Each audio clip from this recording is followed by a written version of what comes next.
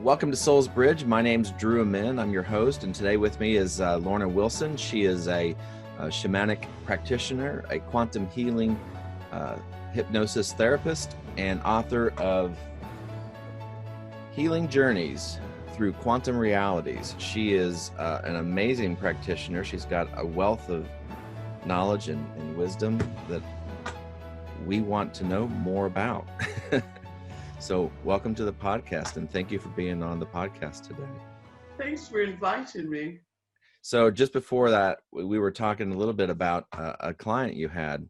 So tell me about the client again, because I wanted to kind of capture that. She did what, and then you did what? And Well, the client today was for past life regression, but I don't really think of past life regression as really just about past lives.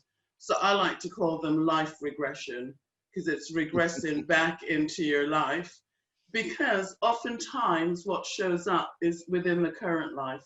And if there's something that's impactful from the past life or past lives, it's going to show up in the current life.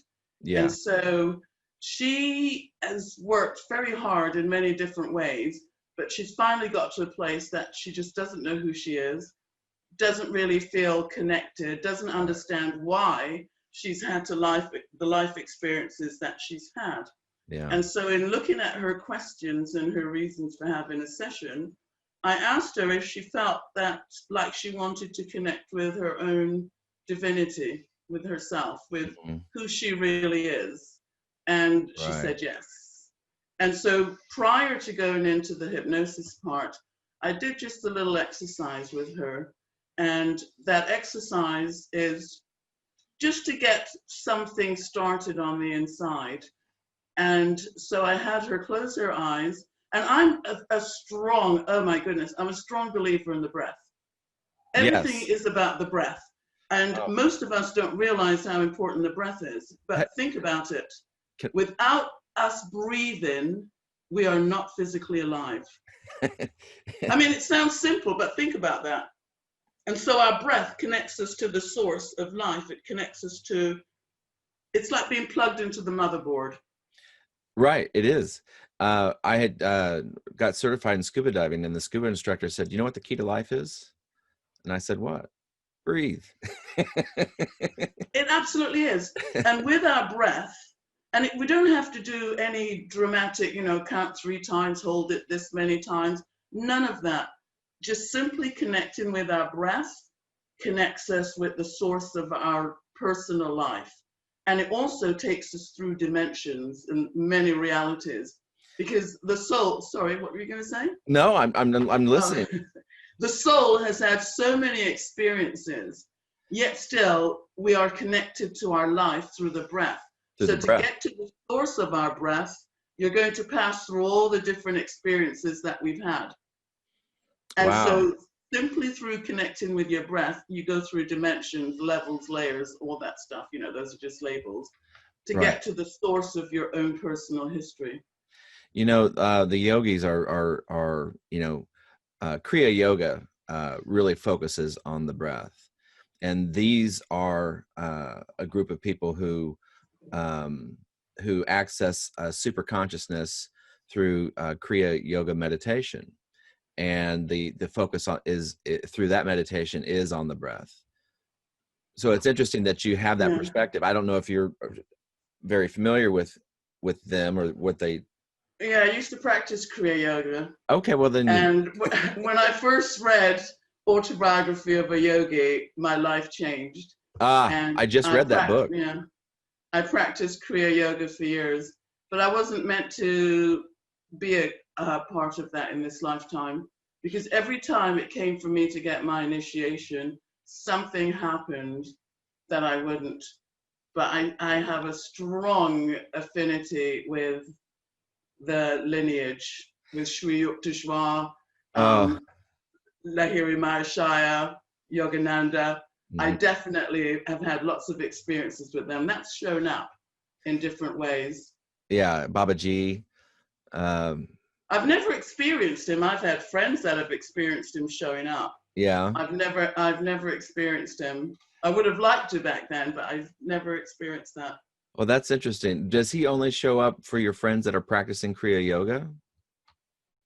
No, because I've heard of other people having them shot, but I know from, because I used to be a part of, here in the UK, part of the Kriya Yoga community, and I Mhm. knew lots of different people that had experiences. And they're spontaneous ones. They're not ones that you can create yourself. Yeah. Well, I literally just finished that book this last week, and fell in love with uh, everything that book touched on. It was such a great book, and I think that it adds an interesting perspective to the things that I find most fascinating, which is all things conscious or super conscious or related. And you know, I got started on this journey a long time ago when I was I'd say about 10 years ago. I was very much on a Christian path, and but there was a piece of me that was just afraid to die, because I was afraid to die because I didn't know, not because I thought I was going to go to hell or something like that, but because I thought that it's not that I thought this, I just didn't. I figured it was either probably true or none of it was true. So I was in a little bit of a crisis with regard to my faith, because I didn't know if I believed. I wanted to believe in God, and that has always been my struggle. And my struggle has been to believe that there is a God, that we have an eternal soul, that our existence survives our bodily demise. And And so, what conclusion did you come to, or how did you come to a conclusion? well, Or so have you come to a no, conclusion? I have come to a conclusion. Yes, I have come to a conclusion that our soul does survive our bodily demise.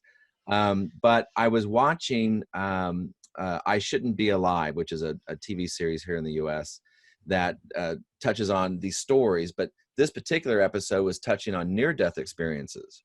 And these near-death experiences, in particular, this one gal was overhearing a conversation that happened 2 floors away when she was in a coma in the hospital. She was witnessing a conversation between her family about her condition in the ICU 2 floors above, and she was able to repeat the conversation verbatim back to them exactly as it happened. And to me, that was like, okay, wait, her consciousness witnessed something outside of her. She didn't use her eyeballs. She didn't use the neurology of her ears. She used something else. And I was like, is that the soul? Is that proof of eternal existence? And it completely triggered something in me. And for a month, I watched near-death experiences on YouTube. And I started buying books, and I started getting more books. You can see the books piled up behind me, but those are all books about everything from there to here. So yeah, no, I'm very much interested in all things that explain to us our purpose here on earth, that our true nature of having a soul, and what the heck do we do with it? So that's kind of my perspective. That's the thing I want to explore here. And I think that in I'm also a graduate student in to become a licensed clinical therapist. Right. So I'm also a hypnotherapist and a quantum healing, certified quantum healing hypnotherapist. And I started off in that journey with Dolores's training. And my first stab at trying to have a session with a client was textbook. And I was so shocked at how textbook it was. This guy had a past life. It was very descriptive. Everything was just like, I can't believe it worked. That's how I felt at the time.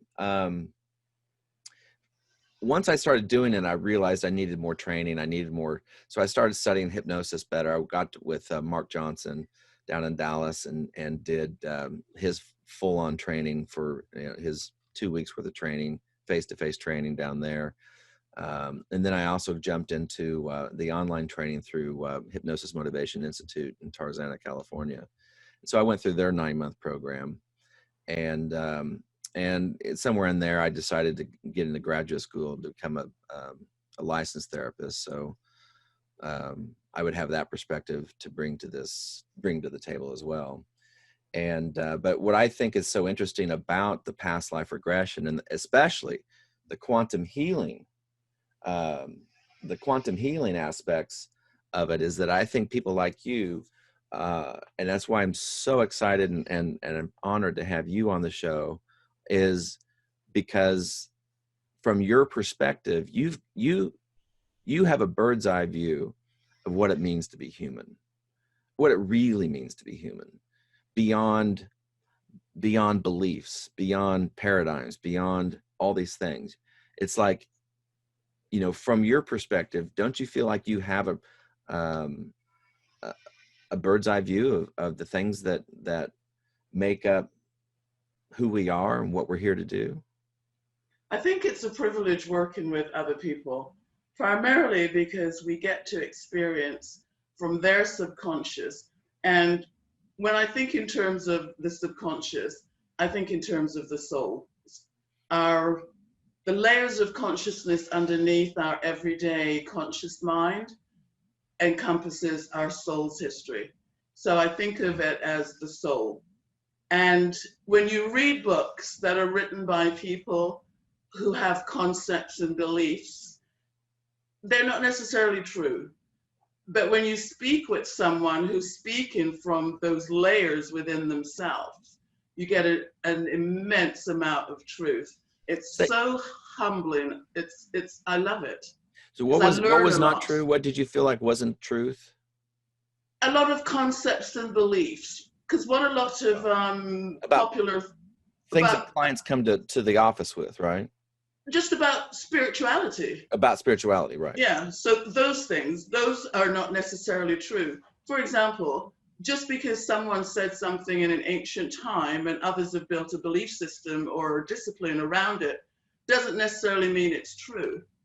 And so when I hear certain things, or I've read certain things from those belief systems and concepts, and then when I actually speak with someone who's speaking from the truth of that experience of the soul, of the spirit, it's completely different. Yeah, yeah. So for example, take something like karma. There's a lot bounced around. It's a loaded word.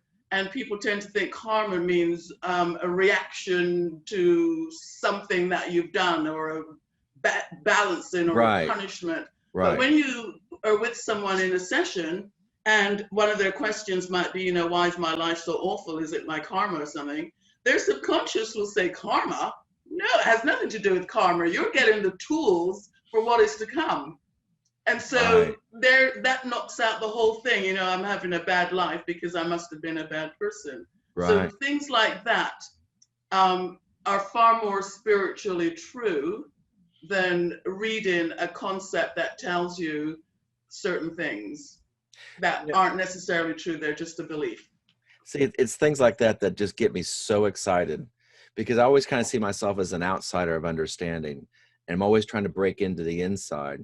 And I think, the closer and closer you get to that, the more you feel like kind of an insider. But for the rest of the people like me, or the people listening to a podcast like this, they're like, wow, that's interesting. That, I had no idea. I want to learn more. Tell me more. And I think it's a unique perspective that you have, or I've seen it too. I've just not done it long enough or often enough to really, I think, feel like I've gotten I've seen it all. By no means have I done that. And but quantum heal, or like what you were saying, that karma is different than that. I've experienced in sessions where, I asked the question,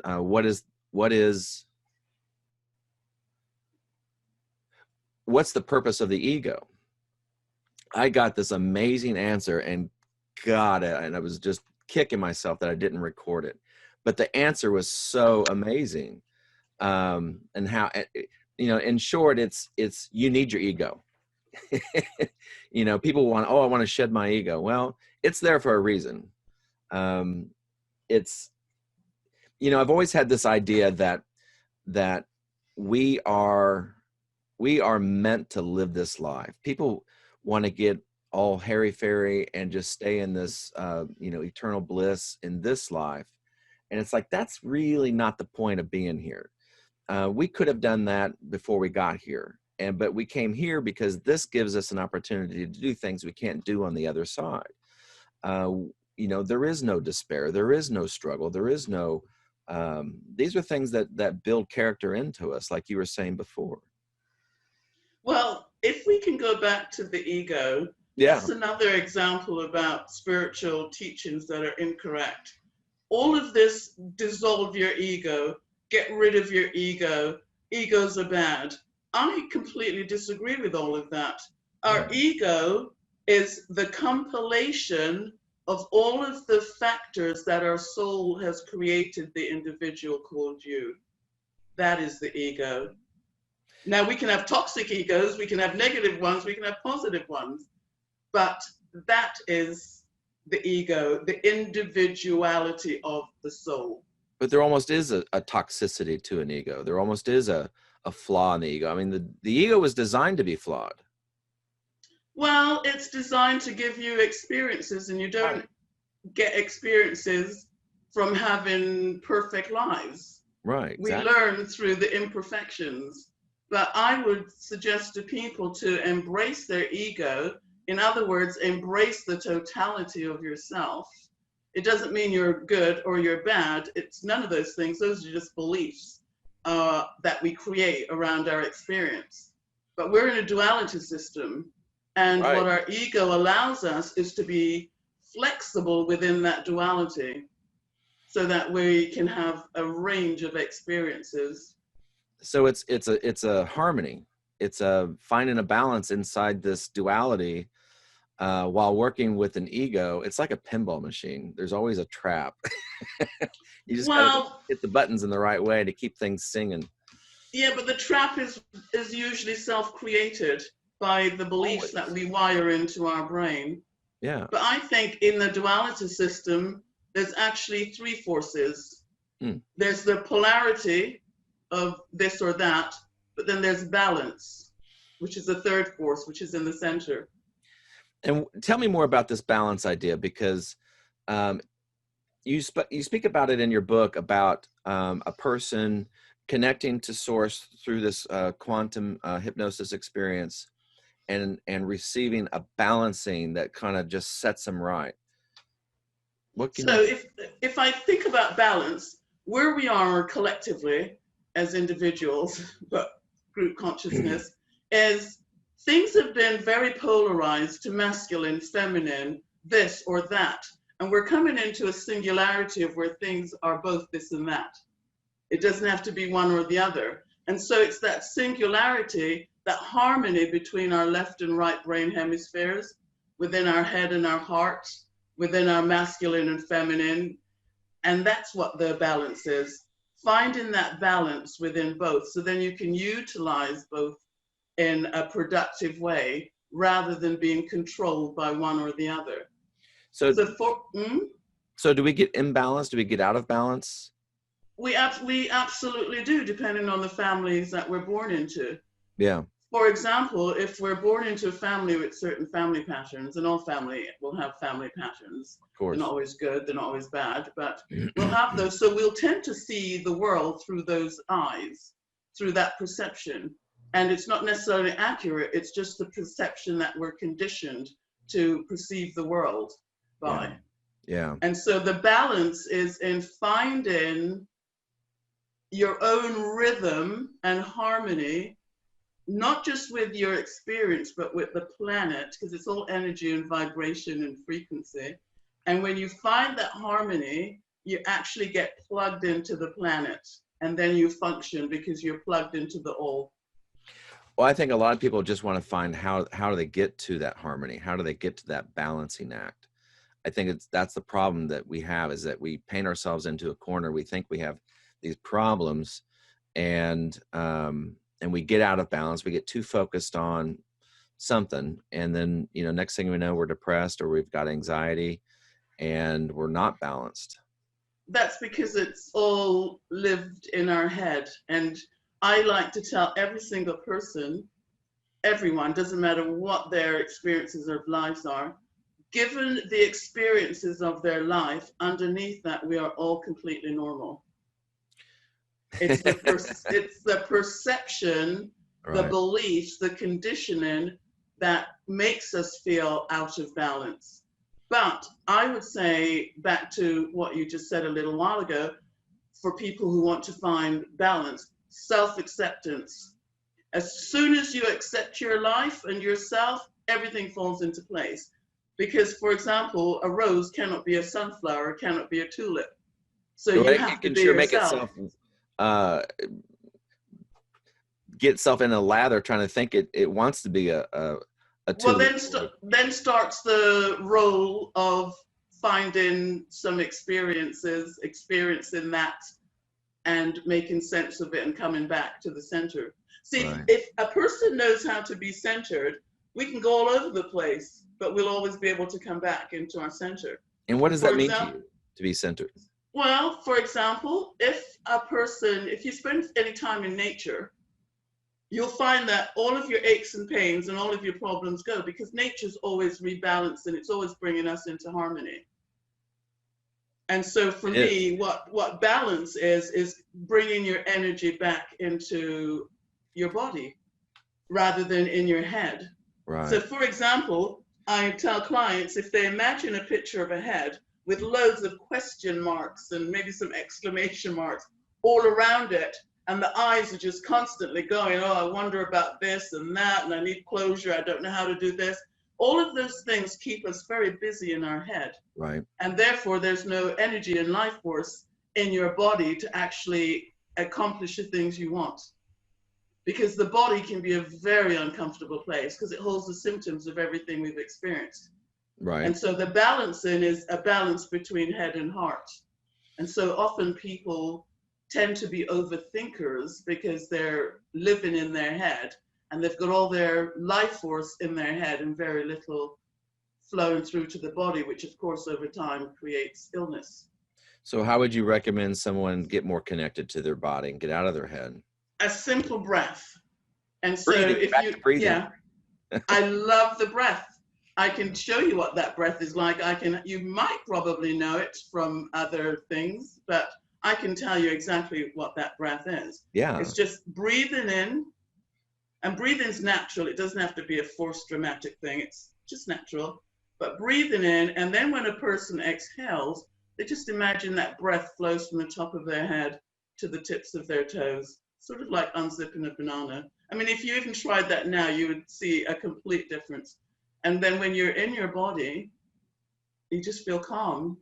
You feel connected. It's so simple. When you say when you breathe out, you imagine that breath going out through the center of your head, down through your core and out. No, I don't even make it that detailed. I simply say, close your eyes and just breathe in deeply. And when you exhale, imagine it flowing from the top of your head to the tips of your toes. I don't add any details of how that should be done. What is it? And I say it's like unzipping a banana from the top to bottom. Yeah. Okay. And so all of the busyness in the head comes together and comes down in your body, and it's your life force. Okay. Always, you think of these, that you see diagrams of bodily energy, and it's always this toroidal sort of like this apple-shaped field of energy that, comes and goes down through the body and then out and around or come back, it's like that. Right. So I'll tell you what I think of the torus. Yeah. Do you know the infinity figure 8? Mm-hmm. So if you imagine that figure 8 lays on its side, that's how the individual is going out of themselves, just searching outside, just searching, thinking everything is out there. Everyone has the answers but them. And that search will always lead you back to yourself. Right. Now turn that infinity figure 8 upright squish it, and it becomes a torus. Right. Yeah. So our experiences will always go out and come back in and go out, different layers, different awareness, and a constant flux. And so for me, that's why I think of the torus shape when it comes to consciousness in the individual. And there's always a still point in the center. Near-death experiences have described that. Who is it? Atwater's, what's her name? Begins with a P. But she's written some fantastic books, and she's drawn a diagram of that. And I can see that myself, and I've experienced that. There's a still point. In fact, today with that client, when I had her do the breathing, yes, she got to a place where she said, she just stopped, and then she opened her eyes and she said, oh my God, I just went into a still point. She said, so still, I felt safe. I have never felt safe in my life. I felt safe. Wow. And so in that still point, in that center point, it's where everything happens. Nothing happens. Everyone who has past trauma, especially early trauma, they, from a clinical standpoint, it is said that they get stuck in this flight response, and they never really truly feel safe. And that's why kids with ADHD, they're always up and moving, is because when you're moving, you're less of a target. And they're just doing this sort of subconsciously, and they don't have a sense of safety. I mean, I've seen it, and it's what they say. So this is what happens when we're stuck in trauma. All trauma is trance-inducing. And when you're stuck in that, Okay. When you're stuck in that trance of the trauma, a part of you stays there while the rest of you continues living. In shamanic terms, that's called soul loss. It's where we suppress feelings, lose some of our life force to keep that suppressed, and wire in a belief about ourselves to hold that in place. And so therefore, the original trauma is a trance that when we unlock that, it releases it. So what's the key to unlocking something like that? We always talk about visiting the trauma and then releasing it, but the releasing piece of it seems to be the least written part about what we do. Very few people really go into a lot of detail about how to release trauma when you get into that space, the details of that. So revisiting the trauma from your conscious mind will never help. Revisiting the trauma with a therapist who's also working from their conscious mind will never help. Right. Primarily because the conscious mind is limited. It's limited to its experience, its rationality, and its beliefs. However, the body holds the actual factual information. And therefore, to go into the subconscious to the original cause will never be what you think from the conscious mind. So if you imagine, for example, that consciousness is symbolically drawn in the shape of a human body. So the outline, or if it was an actual human body, the skin would be the equivalent of the conscious mind, which is an interface for the outer world and the inner world. But the skin knows absolutely nothing about anything. All it knows is how to keep us safe, no infections, and it's always looking outwards. The conscious mind's always looking outwards, and it's always about what am I going to do next? So it's linear. What do I have to do? So the information it takes in is very limited. And also the conscious mind is a very busy, active mind. And it's designed that way because it has to keep us safe. If you're walking down the street and you hear a car horn, you've got to know whether it's so close you need to jump out the way, or if it's in the distance, you can relax. And so what happens is the skin knows nothing about how the body functions. Right. But when we're so used to doing something routine, like maybe walking the dog, our mind starts to drift into the zone, or away from our body back into our spiritual awareness. Call that the alpha brainwave state. It's a gateway to other realities, but it's also a problem-solving state of being. Yeah. And so when you go into those states, you're able to access the truth of a situation, not what you think. Does that make sense? Because the conscious mind is sort of asleep, and you're able to actually process in a way that doesn't involve that waking conscious mind. Well, the conscious mind only goes to sleep when we're asleep at night.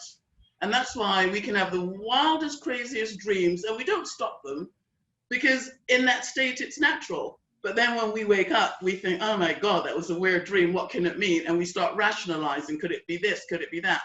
Yet still, in those states, it's absolutely normal to have those kind of experiences. And with hypnosis, which isn't sleep, the conscious mind is in the background having its own dialogue. So imagine that you're experiencing a past life or something from this childhood.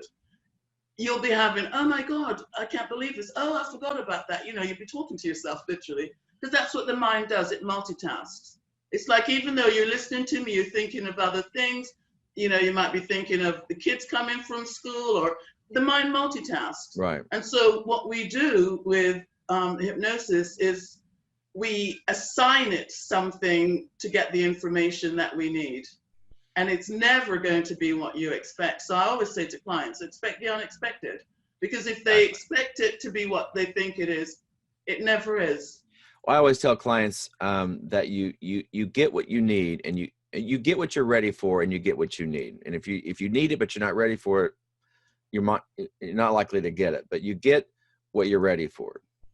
I don't know. So if we go back to how to resolve trauma, if when you're in an expanded awareness state, you actually, to begin all of that, the body holds the memory of everything.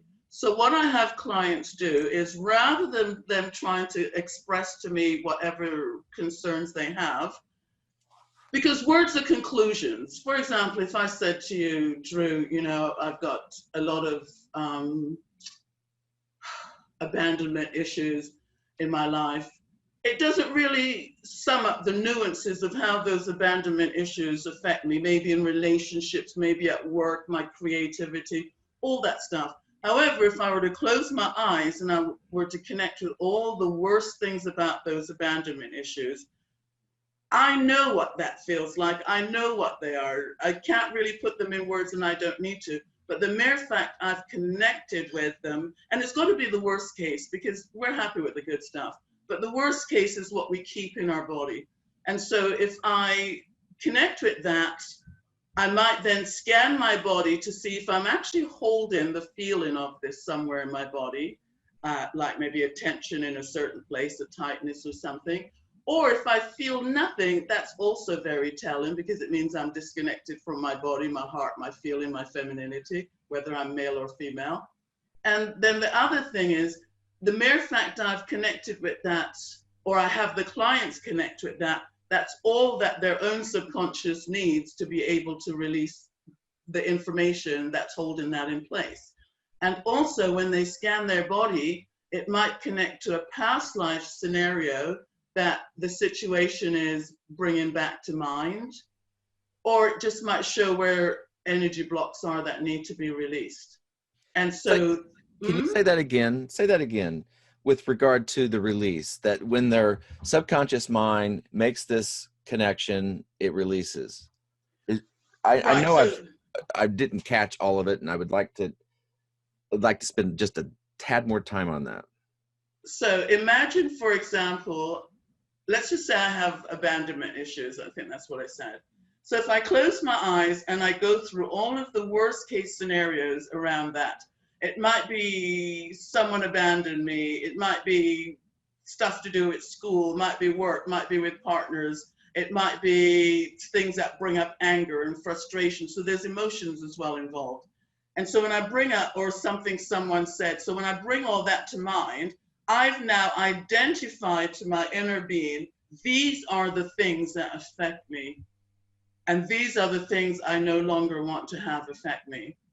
And so that already is all that the subconscious mind needs to know what needs to be addressed. And by addressed, I mean it could be insights, it could be healing, it might be closure, it could be anything. But their own individual, each of our own individual inner being knows exactly what is needed for us to be in a place of well-being. Our conscious mind will never know that, because our conscious mind is limited to what we think and what we hear and what other people have said. Right. You mentioned in your book, and I've heard this in other places too, that when you revisit the trauma from just a higher perspective, rather than rather than when we experience the trauma, we have one perspective. Let's say something happened when we were 5 years old. We have a 5-year-old perspective about that trauma, and we make these conclusions. Our fear escalates to the point of those limited beliefs, and then we go away from that. Years later, we go back to revisit it, and we have a completely different perspective, and we're able to revisit that now with a larger perspective. And in this larger perspective, we're able to reprocess that childhood memory in a way that's more mature, more nuanced, more wise, I guess, in a way.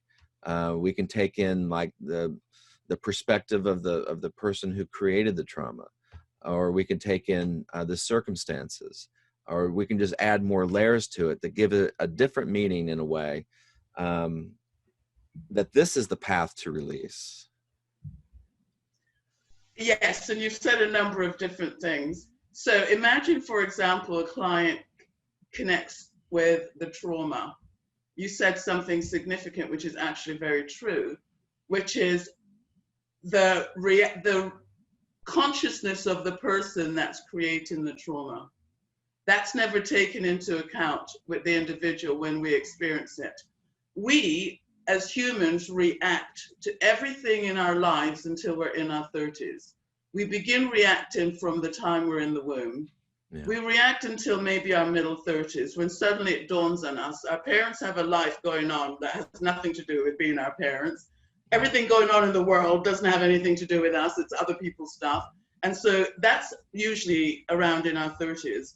Prior to that, we're constantly reacting. And so when something occurs that we feel traumatic or traumatized by, we don't understand or know anything about the other players in that trauma. All we know is our reaction. And so what I have clients do when they're accessing the original cause of their trauma is also to access the consciousness of the other players. And they are always surprised to discover it had nothing to do with them. And right. That is so liberating, right. Which immediately unlocks their energy. And it also turns the trauma into wisdom. Well, when we can get past, I've read that when we get past the emotion of trauma, it turns into wisdom.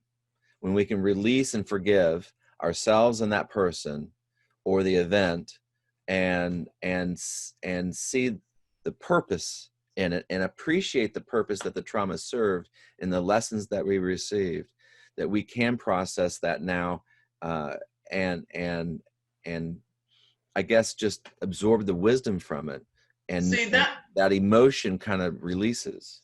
That would be only working from the conscious mind. This is what I mean about talk therapies. My conscious mind, if I were just doing a talk therapy, it would be limited to my beliefs and my perception. And so in my beliefs and my perception, I think forgiveness is needed.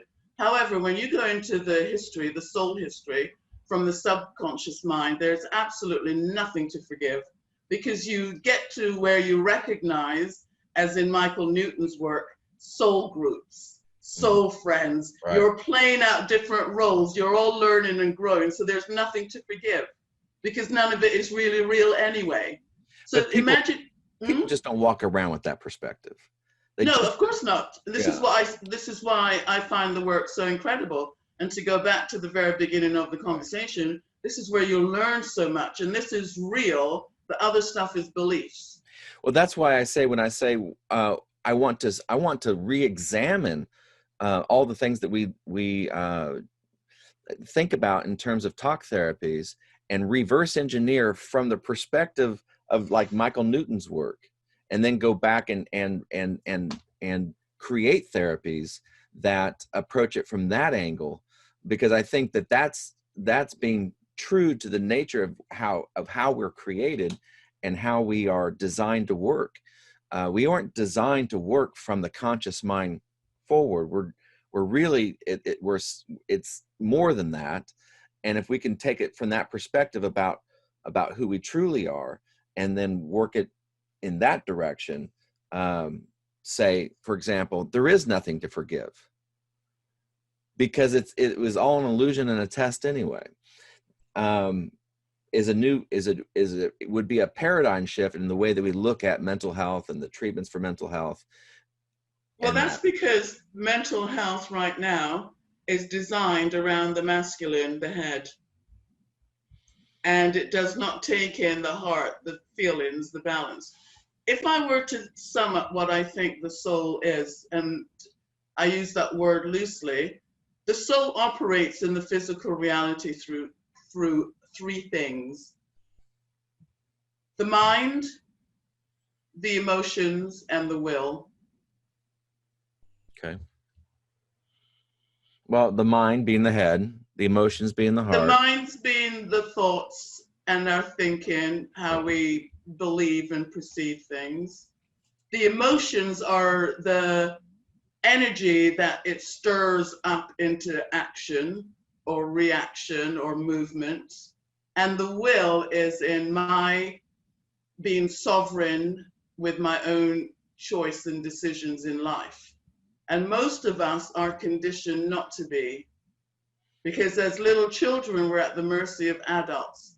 And those adults aren't always wonderful, healthy adults, because they will come from their own trauma or their own wounds that are not resolved. And that's how family patterns get passed on from one generation to the other.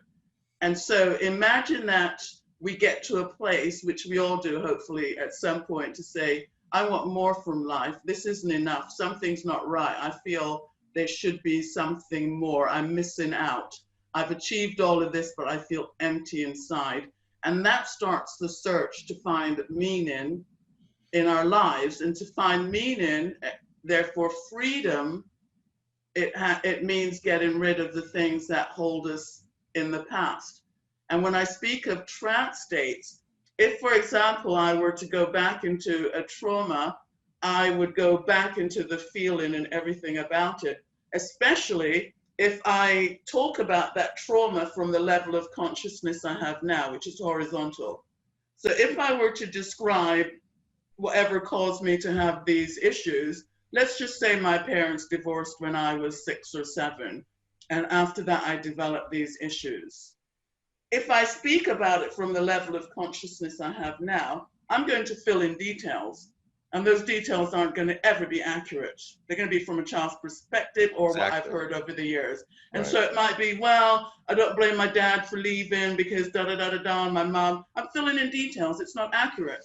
However, if I were to imagine I'm watching it like I'm watching a movie, I'd realize for the first time that that 6, 7-year-old is only 5 or 6 years older than a 1-year-old. I would never think of myself as being a baby because I'm carrying it as fresh as it just happened yesterday, because when I connect with it, I'm back in it, in that trance state that created it. Mm-hmm. And so if I watch it as a movie, I'd be able to have some distance, but also some compassion, where I'd never have that for myself. And then I'd realize that even if adults thought they explained something to me, oh, mommy and daddy don't love each other, what does that mean to a 6, 7-year-old? All I know is my life is now in shambles and unstable. And even if they asked me to express my feelings, I can't even articulate my feelings at that age. So I would have to suppress those feelings.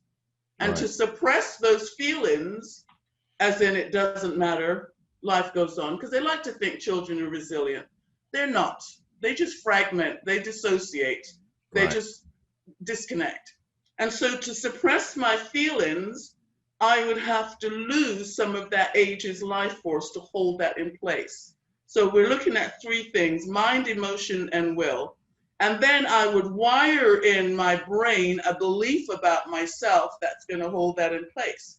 And that belief might be, no one loves me, daddy doesn't care about me, or whatever. I'm not good enough. Because if I was good enough, he would have stayed. Because we personalize the world. Clearly, he's leaving because of something I must have done or not done. And so, with those three things, suppressing and holding the energy, I've now anchored in a trance state that I can access if I go back to the original cause, see it for what it is, not for what my perception told me, realize it had nothing to do with me, and therefore it goes. That what I'm holding in place disintegrates. So this perspective, is this something that you developed or noticed and sort of come to the conclusion from your own experience, or does this follow the path of someone's writing? How did you come to this conclusion? I would say as a shamanic practitioner, I learn a lot through working with energy. And also, I was going to say, at some point, I want you to kind of describe what that is and how that's different from quantum healing hypnosis, because I think I have an understanding that you go in instead of the client. Oh no, I do nothing. Absolutely never. The client as does a shamanic practitioner, as a shamanic practitioner, I have an understanding of the inner worlds. I have an understanding of how it works and the interactions from my own experience. So I know possibilities. You used to work in the fashion industry and were there for 25 years or something to that effect. What was the thing what was the catalyst that sort of helped you make that decision to switch over to this kind of work? Did you have an epiphany? Were you always? I think that we're hardwired to be ourselves. And so I fell into the fashion simply by meeting an agent on the street that said, lose a bit of weight and go to New York. And so even then, I never felt right. I never felt I was good enough. I never felt any of these things. It was only in my 40s looking back, thinking, oh, I was okay. But so at the happened? time, You met someone on the street? Yeah, in Vancouver in Canada. And what happened? And he said, lose a bit of weight and go to New York. Here's a card. Here's a card? Yeah. So his card. His he card. Was a scout, yeah. A scout for what? For model agencies. Oh, so you did modeling. Yeah, so that's when I was in fashion. Okay. That's like a number of lifetimes ago. I really don't like that stuff. Yeah. More like but so what I'll tell you is what I learned through that. Yes. I learned about illusions. I learned about emotions and feelings. Yeah. For example, you're only as good as your last job. Everyone wants something different. And if you don't find who you are, you'll listen to someone cut your hair, do this, do that. So you can be all over the place. I learned that in fashion, most of the people that are drawn to that are absolutely broken individuals that come from a lot of trauma and stuff like that. Right. But I also learned about balance and harmony. And a lot of things I learned, I didn't know I learned them until after, in the sense of the experience when I look back. For example, models and photographers used to always ask me to put their portfolios together.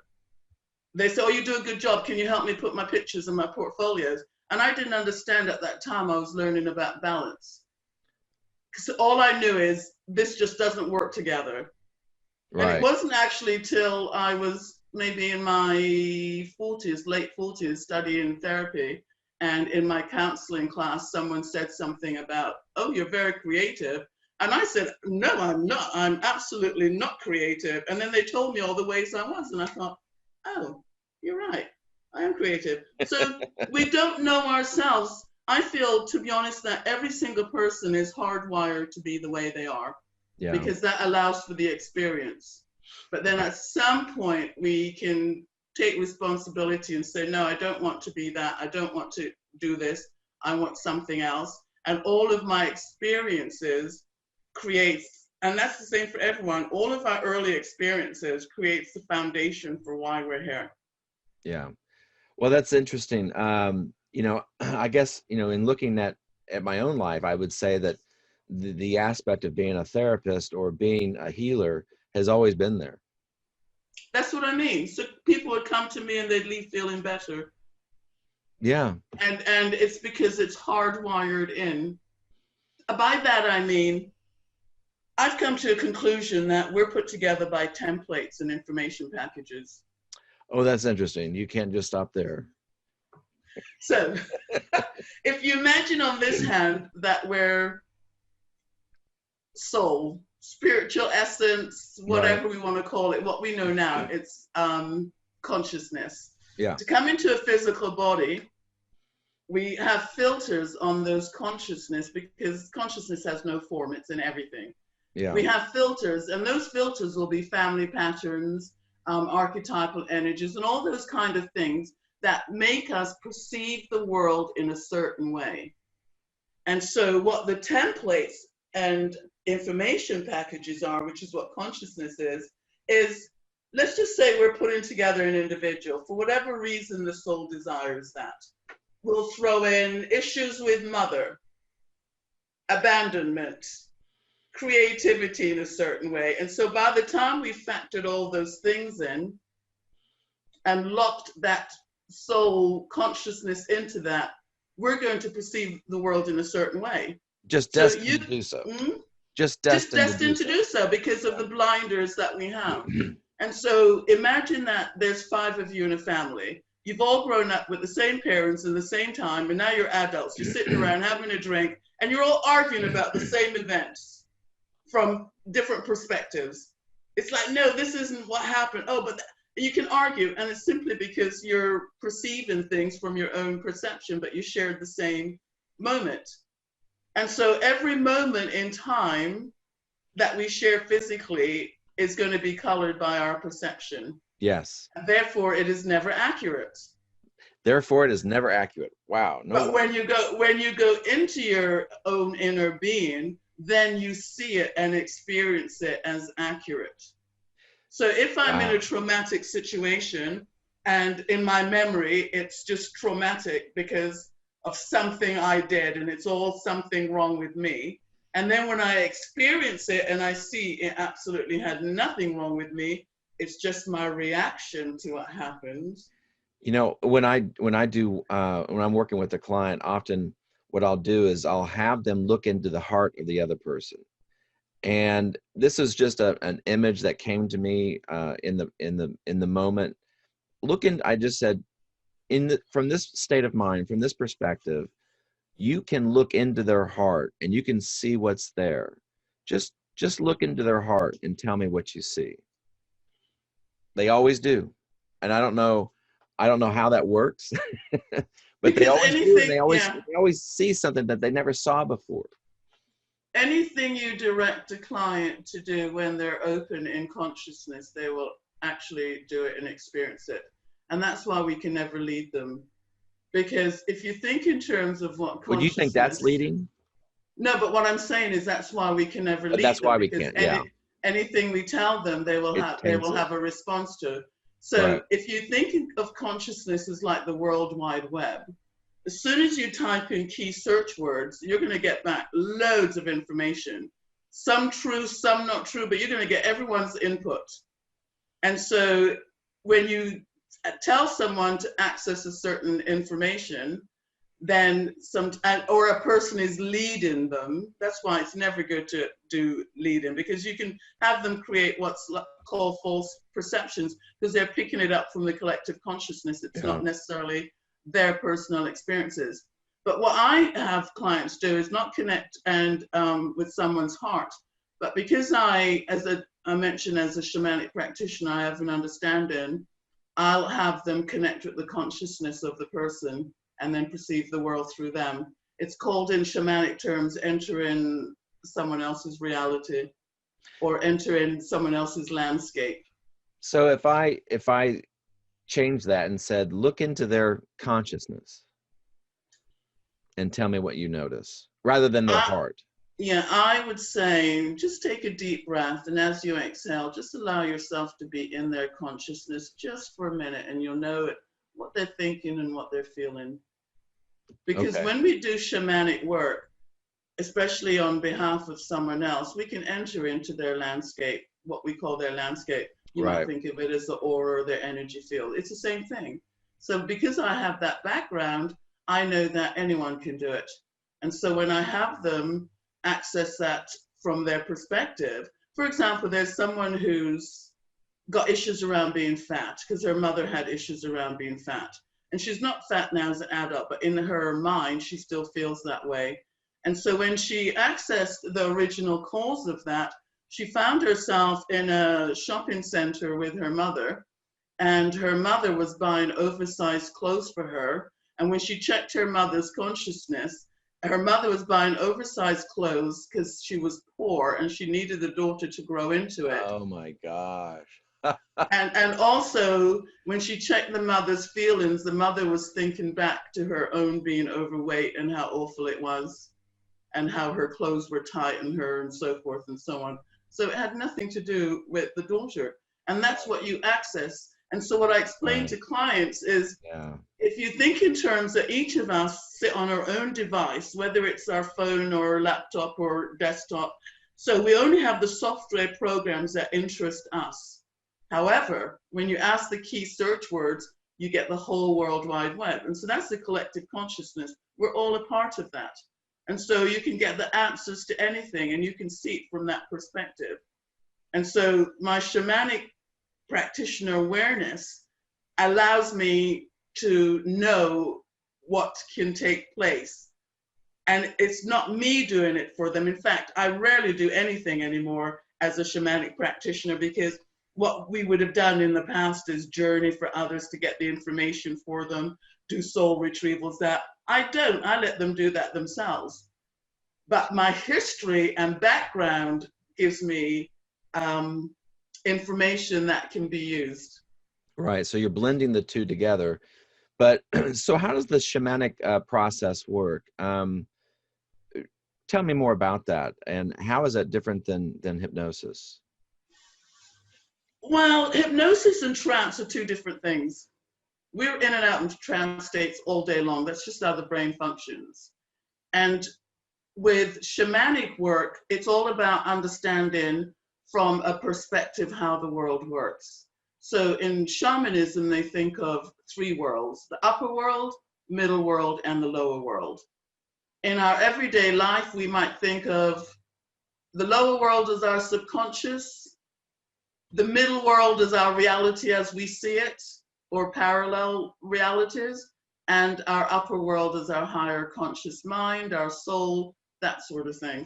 And so in shamanic work, we would enter into one of those worlds wherever we're guided and led to get the information for the person Guided and led how? by our intuition and our openness to experience these things. And is the client there, or can you do this remotely? If I were doing shamanic work for a person, they don't need to be there. Okay. If I were doing soul retrieval, they would need to be there. Okay. Simply because when I retrieve a part of them that's lost, we blow it back into them energetically. And so is this Whereas when I solely? do it with clients, I have clients breathe it in. So the breath is very powerful, whether I'm using my breath to help them as a bridge or they're breathing it in themselves. Is this soul retrieval in some way also connected to your idea of the energy that's spent keeping these false beliefs in place? Right. So if, for example, I have suppressed feelings from let's say I'm bullied in school and I've suppressed all that feeling, but somehow it affects me and it gets triggered in different ways at work, or I'm afraid to speak up, or things frighten me. So clearly a part of me has lost some of my life force somewhere. Yeah. And so with shamanic work, I would enter into someone's subconscious field to find what that is. However, with the individual, you can go into your own. And when you go into your own and you see it for what it is, see how it's affected you, So what I'll do is I'll have clients have a dialogue with that part of themselves. And the Parts. dialogue will go along the lines of, I've returned from the future to collect you. You do not need to stay stuck in this time and place holding on to these feelings. It's time for you to return back into my heart where you belong, to allow your innocence and your energy to fill all those spaces within where your absence has been felt, that sort of thing. Whereas if I were doing it for someone, I would just collect and get the information, tell them what it is, and blow it back into them, usually through the crown, sometimes the heart, sometimes the base of the spine, wherever you kind of directed. Do you, But, hmm? no, were you seeing results as a shamanic practitioner doing? Oh, yes. Yeah. Yes. And And the in client this, wasn't even there. They just, wow, I feel yeah, different yeah, today. yeah. And they were like, oh, I forgot all about that. Oh my God, how do you know this stuff? It's because when you enter the collective consciousness, it's all there. Some people call that the Akashic records, but it's all there. But I find it's more powerful if a client connects with that themselves rather than being told by someone else. I absolutely agree. You know, I had a client here a little while ago, I don't know, a month or so ago, and during the session, she was able to talk with her parents who had passed, and her parents showed up, and oh my gosh, the conversation, I wasn't privy to the conversation, um, because whatever it was, you know, it was all happening silently within her. But I think that was the key for the healing that she received in her foot, that she may have been carrying around. And because her foot healed in this session, she came in because she wanted relief for pain because of her foot. She's had this foot problem for 3 years, and all the doctors can't fix this foot. Anyway, she comes in limping. She leaves walking on that foot with no pain. But in that session, her parents came through, and they talked about a lot of things with regard to the way she was handled the estate, the relationship between her and her siblings. They were kept trying to put a bunch of guilt on her about the way things were, this, that, the other. And her parents just, you know, they just had this long conversation about her and how she's handling things. She tells me a lot of this. I mean, I got glimpses of it during the session. She told me more about it after the session. And but it was just amazing that she was able to connect to all that and get that information But during the session. what I do with clients is I'll have them communicate with a past life self. Because what I know about past lives is they're not ours, they belong to the soul.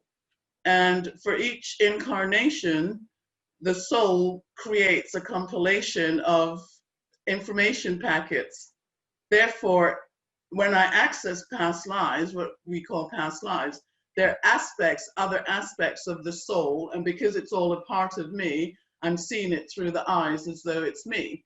And so what I'll have clients do is sometimes I'll have them just, and it's always a mental telepathy, because in the inner world, as you mentioned a long time ago, we don't need a mouth to talk or any of that. It's Right. all mind to mind.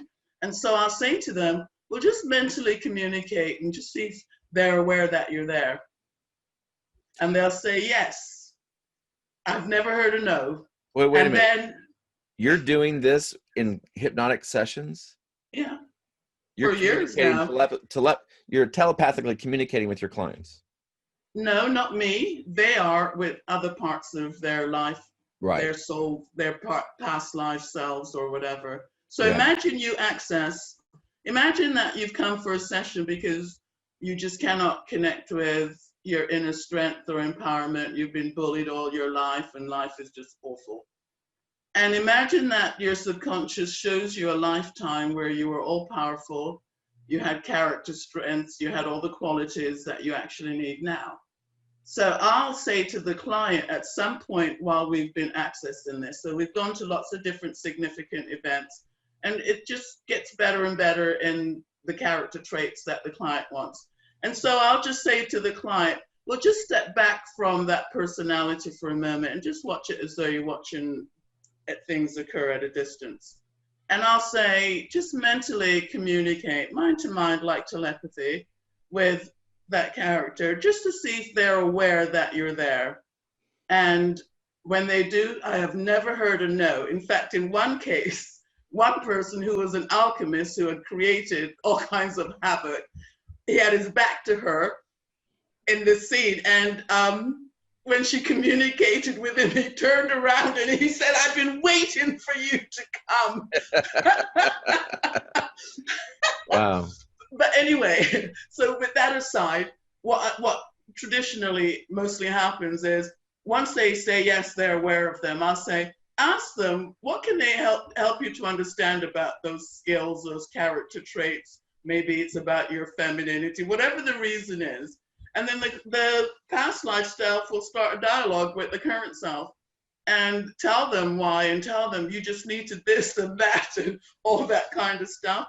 And then I'll say to ask, if they're able to help them to integrate those skills or those qualities, and they can, so sort of soul merging takes place. Yeah. Or sometimes I'll ask a question and the person will be, oh, I don't know anything about that, simply because they're from a different time period.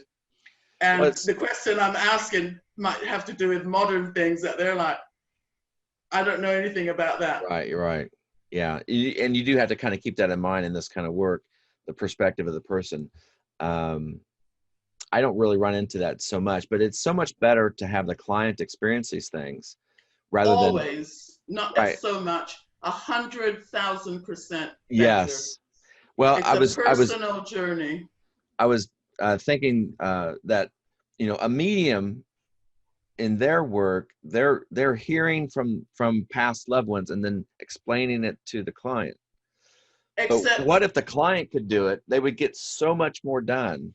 Except with a medium, you never know where their information's coming from. You don't know if it's accurate. You don't know if that medium is just accessing their own stuff.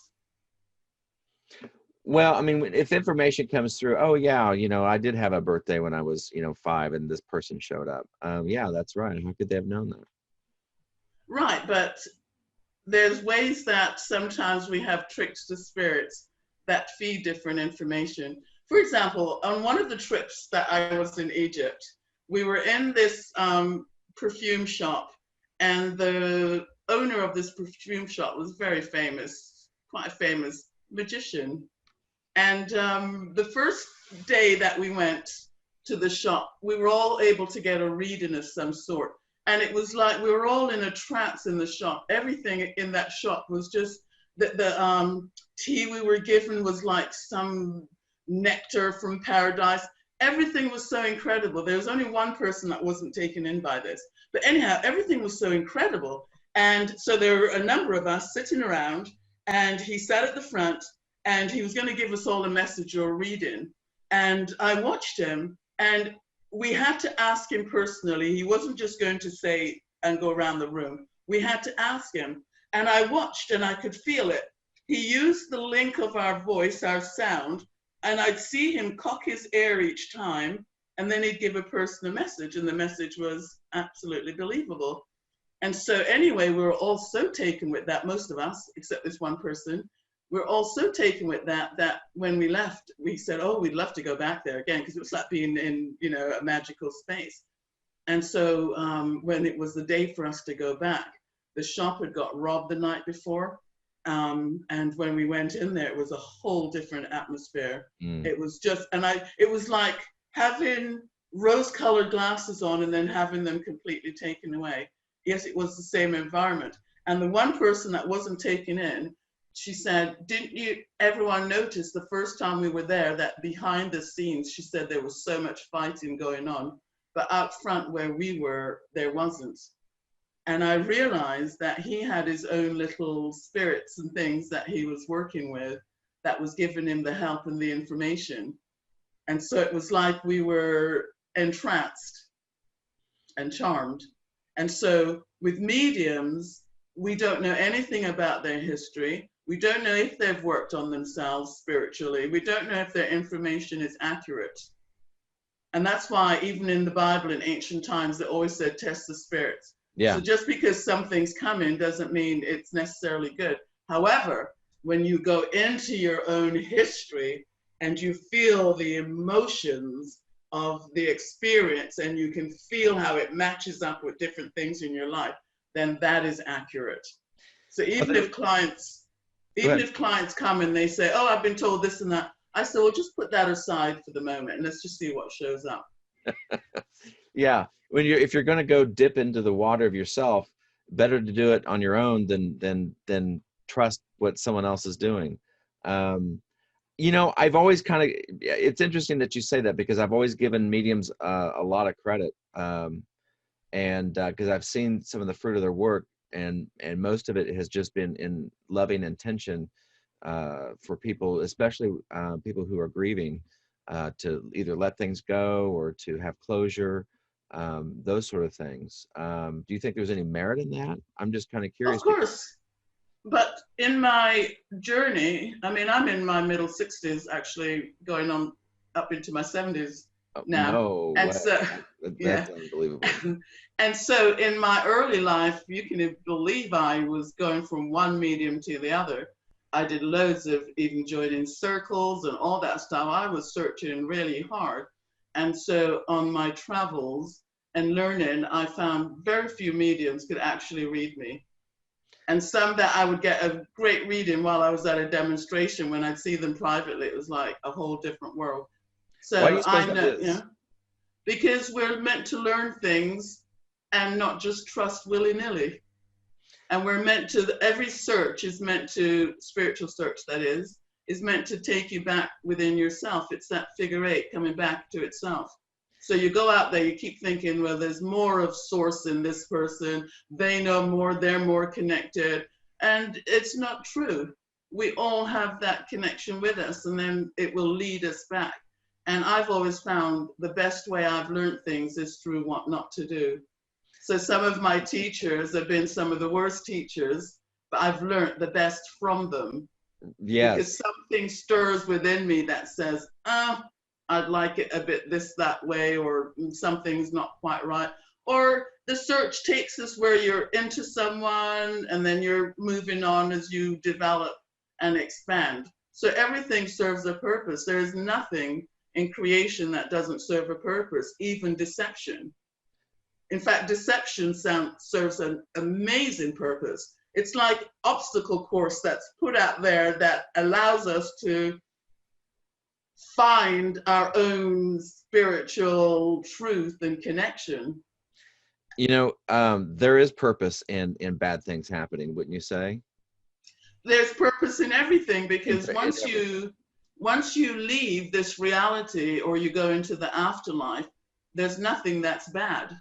I've never heard an afterlife review where people are told, oh, you're bad, or you ate too much chocolate, or you ate meat, or none of that stuff. Right. What I hear is more of, right, so how did you do, or what do you think?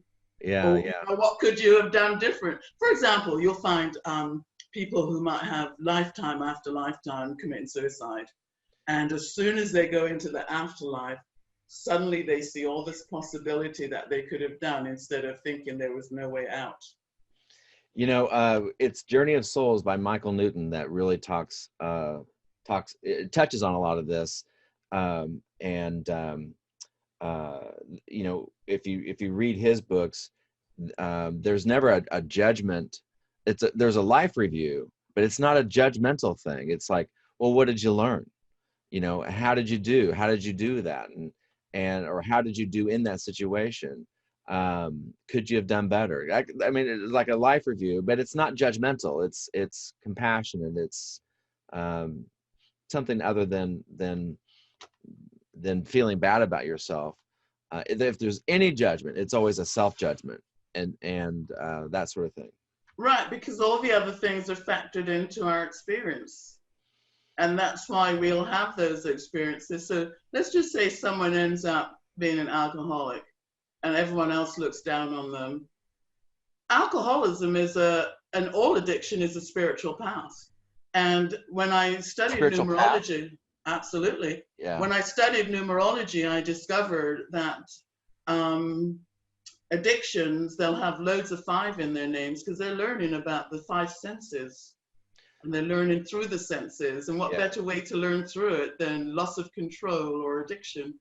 So Right. everything is a spiritual path because everything comes out of spirit. But to the conscious mind, people will be, oh, he's just this, or he's just an alcoholic, or he's just this or that.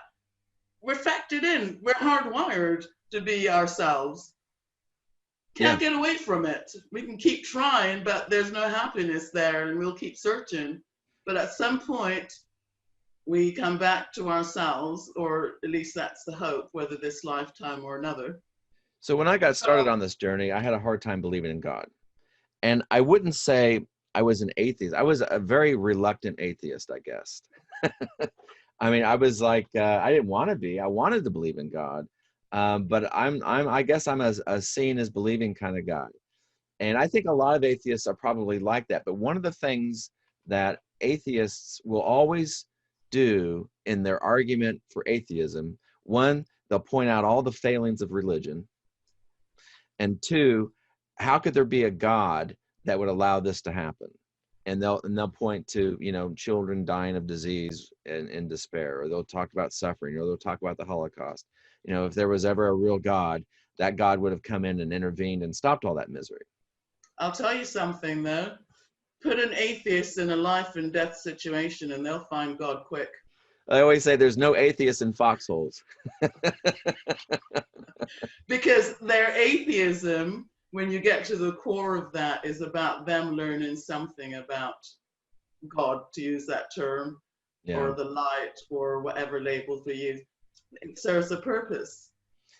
You know, I lately I've been listening to Sam Harris, who's a voice in the atheism movement, and I always like listening to their arguments, and it's like they prove my point for me that there is a God, and when they're trying to prove the point that there isn't, because they're focused on the wrong things, and the things that they point to are not proof of God. It's like what they don't realize is that some of these are the some of this milieu of pain and misery are the tools of spirit.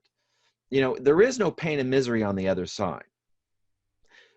There are things that we can experience here that we cannot experience over there.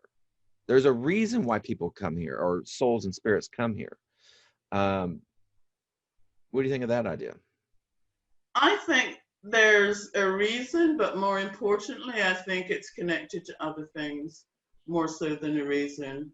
So Well, I as think a reason, to me is a lesson to learn, an advancement of the spirit, a progression of the soul. That's the reason. I don't really think of Earth as a school in that sense. Oh, okay. Well, Because I think sometimes a lifetime can be about self-expression and creativity rather than having to come and learn.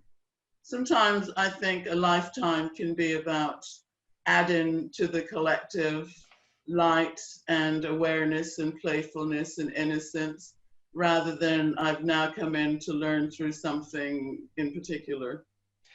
I So I think that think, that's one experience, but that's not everybody's experience. no, and I think not everyone's here for the same reason. Right. And I think that we can't assume that everyone's here because they need to be here for a particular reason. I think when you go into the soul and discover why people are here, most of what I hear is they're here to connect and to do something connected with love. And it's always about the heart. And so the stories on the outside are what can hopefully lead to that heart connection. But on the other side, before your soul incarnates, is nothing but love, and you're always connected to love, and you're always connected to God, and there's no separation from God in that state of mind, or that state of being. And so, why would you have to come here to learn that? Because when you're in something and it naturally is, you don't know what it is because you're in it. And so there's when you're away from it, you can actually choose. If you think about it, most people, everyone really, on earth, they don't know who and what they are outside of other people. So it's like consciousness needs to see itself to know what it is, and to hear itself to know what it thinks. Otherwise, when And it's that's in what we that, do. That's what we do. that's what we do. And so otherwise, when we're in that state, imagine if you're just in a pool of water. Mm-hmm. You don't know what water is because it just is. Right. But imagine when you're away from that, you can actually see what it is and therefore appreciate it. Well, we're in a pool of lots of things. We're in a pool of gravity. You know, we just think that that's normal. But in space, away from Earth, you know, 99.9999% of the universe doesn't have that. Well, I wouldn't know if that's true or not because I haven't that experience. But I know that there's life on other planets. I know that we exist in many different places. And I just, the more time goes on, the more I realize things are not always as easily put as what we've been told by someone else's belief at some point in time. That just like how we think we have a higher self, well, there are lower selves that look at us as a higher self. Okay. Right. I can appreciate. And so if we think in terms that we have a higher self, by definition, we're already saying we're not good as something is less. And so even things like higher self, I think that concept isn't accurate. I think it's a way of looking at it from the perspective of this reality. It's what the conscious mind creates to be able to conceptualize and understand. But does that mean it's accurate? No. Well, you have to start somewhere. And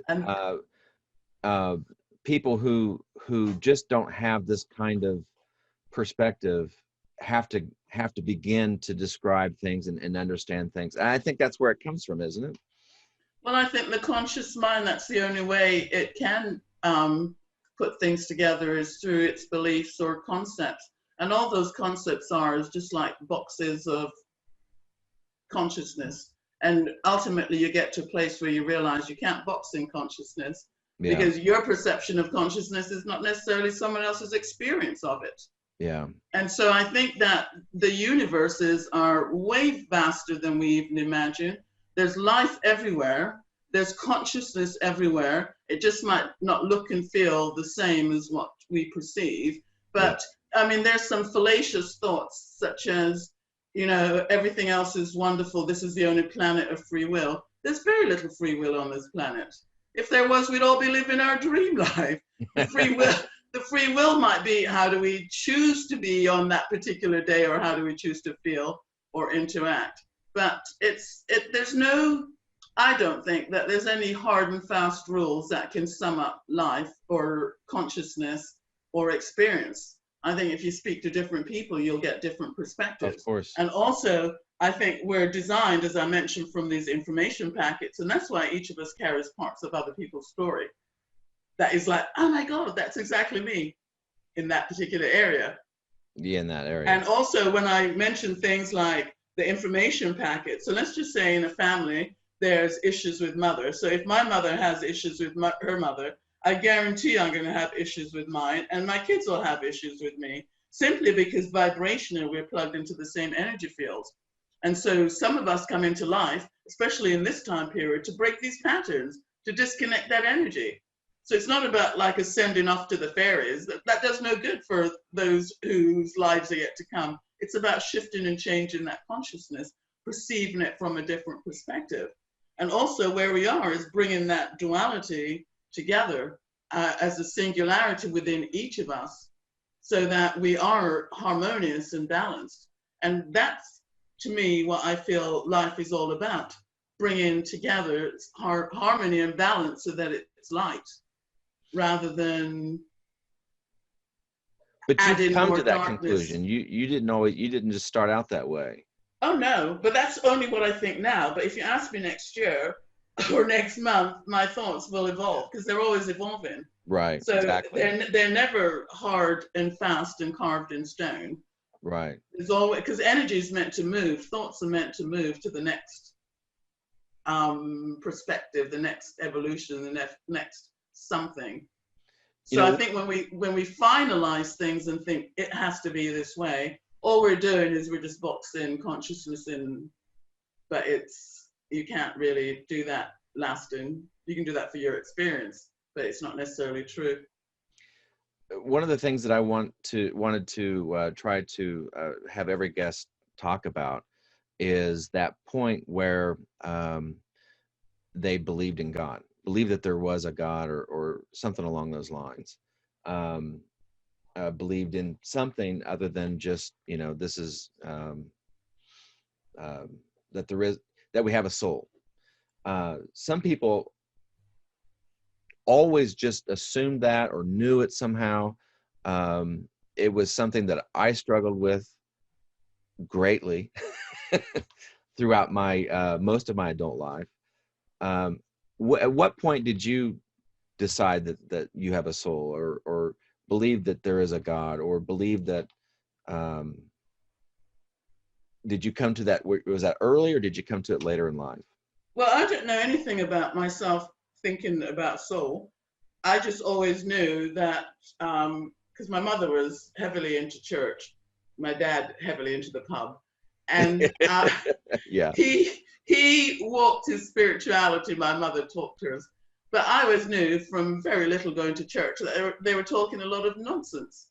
I knew that what they were saying, nope, that's not how Jesus was. Nope, that's not what he said. Nope, that's not true. Nope, what you're saying and when I'm looking at you, your eyes don't mean a word of what you're saying. So I always kind of knew these things. Yeah. And Mm. yeah, I just always knew them. Just always. So it was just always a part of me. Okay. And also when I first read my first UFO books, I just knew it was true. You talking about the convoluted universe with? Oh no, that was way later. I'm talking when I'm young. I'm born in the 50s. So I'm talking like 60s, 70s, 80s. So even then, when I'm sex, drugs, and rock and roll, because that's the time, there was always this Sister Mary part of me that had this really strong foundation in the right thing, doing the right thing, Yeah. not harming others, um, all the heart sort of things, even though I might not have been able to be in my heart because I came out of a lot of dysfunction, there's always this part of me that knew to do the better thing than the wrong thing. I Yeah. mean, of course, I did some of the wrong things, and I learned through that and felt bad after. But because that's what you do when you're a child. But no, I just think it's sort of inborn. I didn't have an epiphany. I didn't have a moment that made me fall to my knees. I remember even as a little girl, 5 and 6, playing in the garden with my toes in the grass, saying different things like, "What they're telling you in church isn't true. Jesus loves me. I know that." And I didn't even know who Jesus was. Back then, I just knew what they were saying in church, like fear God. I'm like, that's not right. Oh, that's not So, right. Yeah. yeah. So I just kind of always knew that. Well, And that's as a middle child, I got to study the family really well. Because the middle child, they kind of leave you alone. They used to call it the lost child. you know So, our brains kind of work a little bit in both realms, and for some people, we're a little more left brain. Some people are a little more right brain. Some people are right in the middle. I tend to be more of the middle type, and but it was really hard for me to get my head wrapped around faith, and I just think it's amazing that you were able to access that early on and just kind of felt it and knew it. it's hardwired in. If Mm. you ever Not for do everybody. if you ever do some inner research, I guarantee you it's hardwired in. It's hardwired to not accept it, and life leads you to a point where you might discover it. It's all hardwired. I guarantee you. No, I believe that it is hardwired, and the way I always think of it is in terms that we are this biological brain and mind and neurology, and then we're also soul and spirit, and that within us is the bridge to both sides. That we are the portals, and from within, and some of us are more in this grounded in this earth. Some of us, have a foot in the other side of ourselves. I didn't have any sense of that other side of myself until much later. And so at first I just had to believe that it was actually there. And then I started searching for it. And then the weird things started happening. But what I always tell everybody, you know, is that like with hypnosis, which I think is the most amazing tool ever, is that even if we are very locked into this 3D world, if we can activate that side of ourselves through hypnosis by stirring that right brain and using our imagination, and within 35 or 40 minutes, you know, you can get an average Joe so connected to the universe, they're seeing the past, present, and the future in ways that, you know, they're accessing universal information and Suppose I told a you you could potential do. within everybody. Suppose I told you you could do that in less than a minute with one breath. I would sign up. Check me on that box. You Do can it do that. now. I don't know that everybody can do that. You could do that now, or you could do that after. All right. Guarantee you. Do tell, and then we'll end with that. Yeah. Well, you would have to. I could have you do it now as a demonstration if you feel Okay. like doing it. Yeah. Okay. So the simple reason is to close your eyes, and the simple reason for that is just to disconnect from all the peripheral information that you're taking in, as well as it's just a sign that you're going into your inner world. And so in a moment, just simply take a deep breath in and just make it a nice slow one. You don't have to force it. And when you exhale, just imagine it flows from the top of your head to the tips of your toes. And then just see what you notice and how you feel.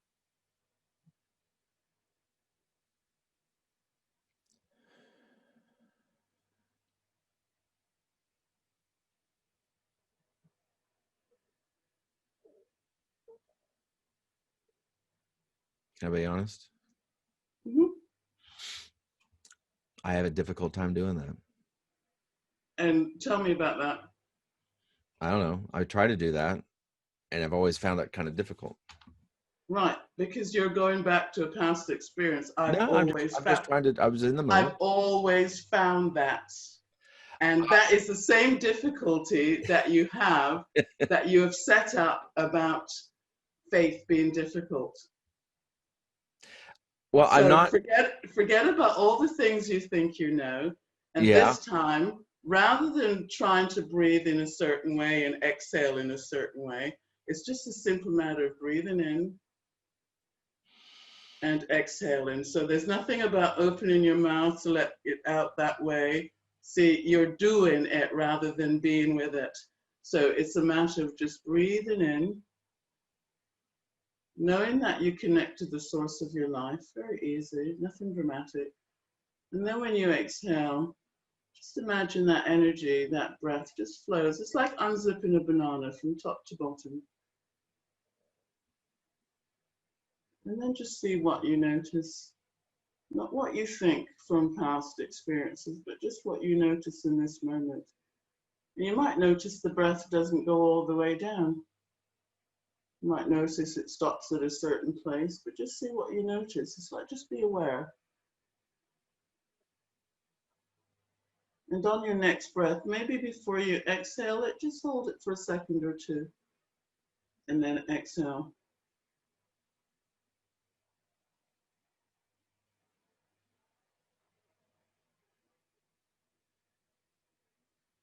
And now imagine that you've got something in your hands, maybe a ball of some kind, a football, tennis ball, or it could be anything else. Just see what comes to mind.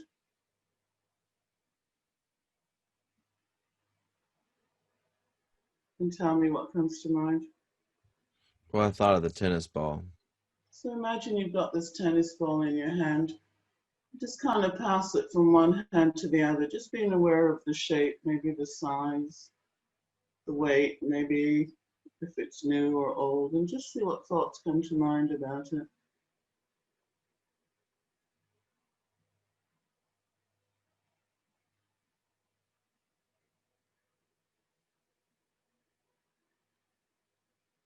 And just say the first things you notice about it.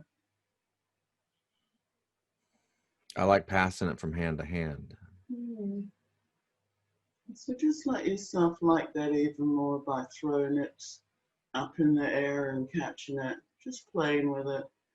And as you do that, it'll change in some way. See what you notice about how it changes or how you feel.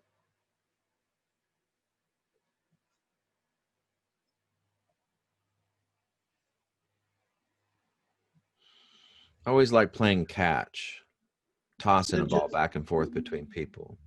so just take a deep breath, and as you exhale, just let yourself go back to a time when you were playing catch. And just see what thoughts or what comes to mind about that. It's rhythmic. So just let yourself enjoy that and take a deep breath in, and as you exhale, just see what else comes to you about that. It feels like a flow state. And so just breathe in that feeling of the flow state of rhythm. Just let yourself connect with that. And then just see how you feel or what comes to mind.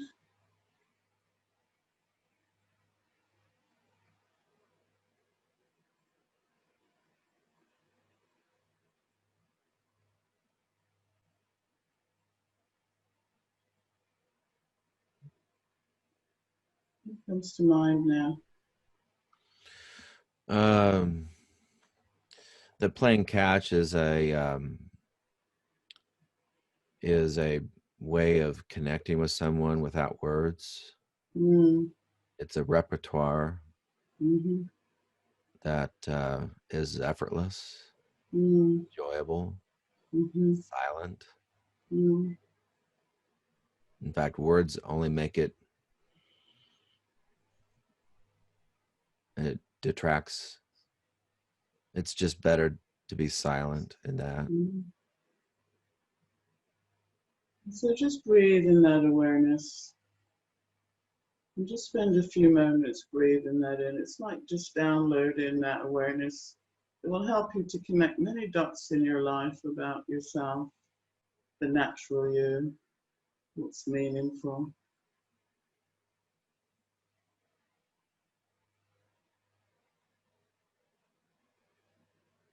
And then whenever you're ready, you can open your eyes.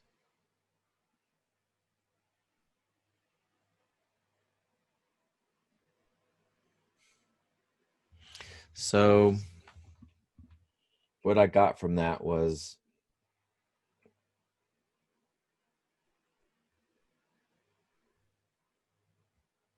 that our connection to people is not about words, but it's about action and the intent and the joy and the love of that interaction.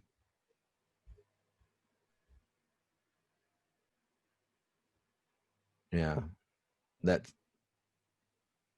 the repertoire isn't defined by what we say, but what we do And how we feel. and how we feel and how that interaction makes us feel. Mm-hmm. It's so beautiful. In less than a minute, or about a minute, because we could have gone on, but in let's say a minute, you just hit on universal truths and what's important for you. And what's important for you is not the words, it's the feeling. It's Yeah. that interaction between, do you see what I mean? Mm-hmm. It's just from your breath. Now imagine if I were to talk you into a much deeper relaxation, how really far you could go and how deep. But that's just what our breath does, because it connects us to the source of our life. And the source of our life is always information, and it's always loving information. It's like when kids go into that alpha state and they're daydreaming, or when we do, it's always problem solving.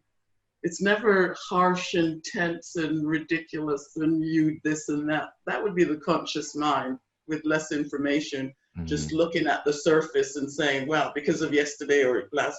But you know, when you go into the bigger picture, consciousness, it's always totally accepting of us because we are that.